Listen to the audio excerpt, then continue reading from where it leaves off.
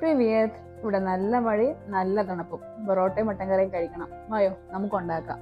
എന്തുകൊണ്ട് ഉണ്ടാക്കുന്നതെന്നറിയാവോ? ഞങ്ങൾക്ക് ഇവിടെ ഇന്ത്യൻ റെസ്റ്റോറൻറ്റ് ഇല്ല, ഇന്ത്യൻ സ്റ്റോർ ഇല്ല. അപ്പൊ പിന്നെ ഇതൊക്കെ ഉണ്ടാക്കി കഴിക്കാനേ ഒക്കത്തുള്ളൂ. പിന്നെ ആഗ്രഹമൊക്കെ വന്നു കഴിഞ്ഞാൽ പിന്നെ എന്തോ ചെയ്യാൻ പറ്റുമല്ലയോ? നമ്മളങ്ങ് ഉണ്ടാക്കണം. പിന്നെ അല്ല, നമ്മളോടാ കളി. അപ്പോൾ ഇന്നത്തെ ഷെഫേ എൻ്റെ അച്ഛയാട്ടോ. അപ്പം പിന്നെ എൻ്റെ കെട്ടിയവനായിട്ട് ഞാൻ പറയല്ല, വെക്കുന്നതിനൊക്കെ നല്ല അടിപൊളി ടേസ്റ്റ് ആണ്. അപ്പോൾ അച്ഛൻ ഒരു സൈഡിൽ മാവ് സെറ്റാക്കി വെച്ചിട്ടുണ്ട്. ഇനി ഞാൻ മട്ടൻ കറി വെക്കാനുള്ള പരിപാടി തുടങ്ങാൻ പോവാണേ. ഒരു സവാള കുനുകുന അരിയുമ്പോൾ വരുന്ന കണ്ണിനുള്ള വെള്ളം എൻ്റെ കർത്താവെ സഹിക്കാൻ പറ്റില്ല. പിന്നെ കൊച്ചുള്ളി ഒക്കെ ഇട്ടുണ്ടാക്കുന്നതായിരിക്കും ഒന്നുകൂടെ ടേസ്റ്റ്. നമുക്കിവിടെ കൊച്ചുള്ളി ഒന്നും കിട്ടില്ല കേട്ടോ. അതുകൊണ്ടാട്ടോ ഈ സവാള കുനുകുന അരിയുന്ന പരിപാടി.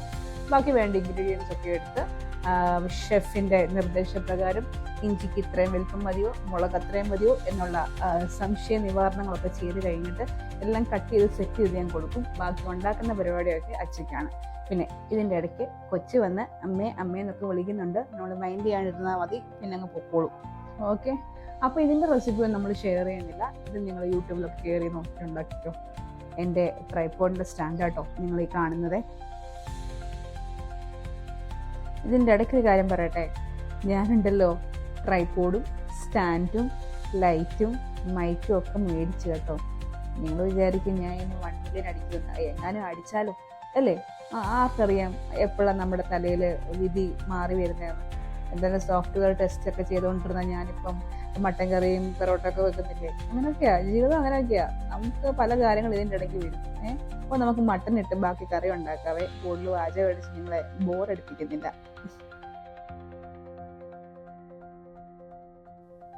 അപ്പോൾ ഇനി കുരുമുളകും ഉപ്പും ഒക്കെ വാരി വിതറി അതൊക്കെ മസ്റ്റാട്ടോ. ഇനിയിപ്പോൾ എല്ലാം സെറ്റാക്കി വെള്ളമൊക്കെ ഒഴിച്ച് കുക്കർ അങ്ങോട്ട് അടച്ച് വെച്ചൊരു 3-4 വിസിൽ അങ്ങോട്ട് വരട്ടെ. ഇതിൻ്റെ ഇടയ്ക്ക് നമ്മൾ എടുത്തു വെച്ചേക്കുന്ന പൊറോട്ടയുടെ മാവ് നമ്മുടെ പൊറോട്ട ഇടിക്കാരം വന്നിപ്പിച്ച് സെറ്റാക്കും. ഇത് കുറച്ച് കഷ്ടപ്പെട്ട പരിപാടിയാണ് കേട്ടോ. അതിപ്പോൾ എന്തോ ചെയ്യാൻ പറ്റും. അപ്പോൾ കഴിക്കണമെന്നുണ്ടെങ്കിൽ ഇഷ്ടപ്പെട്ടല്ലേ പറ്റത്തുള്ളൂ. എല്ലാം ബോളൊക്കെ ആക്കി സെറ്റ് ചെയ്ത് വെച്ച് ഇനിയും പരത്തി അത് മുറിച്ച് ചുറ്റി പരത്തി ചുട്ടൊക്കെ ഇപ്പം സെറ്റാവും എല്ലാം. പിന്നെ അങ്ങോട്ട് ചുട്ടെടുക്കുക, 3-4 അടി അടിക്കുക. നമ്മുടെ പൊറോട്ട ഇപ്പം റെഡിയാവും. നമുക്ക് വേണമെന്ന് വെച്ചാൽ ചെയ്യാൻ പറ്റുന്നതേ ഉള്ളല്ല. അപ്പോൾ ആഗ്രഹങ്ങളൊക്കെ ഉണ്ടെങ്കിൽ ഒട്ടും തന്നെ സമയം കളയണ്ട. അതൊക്കെ അപ്പം തന്നെ നിർവഹിച്ച് വെക്കുക. ഒരു ടിപ്പാട്ടോ. ഓക്കെ.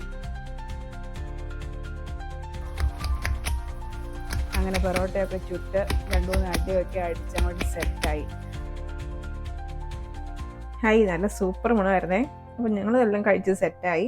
ഇഷ്ടപ്പെട്ട ലൈക്ക് ചെയ്യണേ, ഷെയർ ചെയ്യണേ, സബ്സ്ക്രൈബ് ചെയ്യണേ. വേറൊരു വീഡിയോ കാണാം.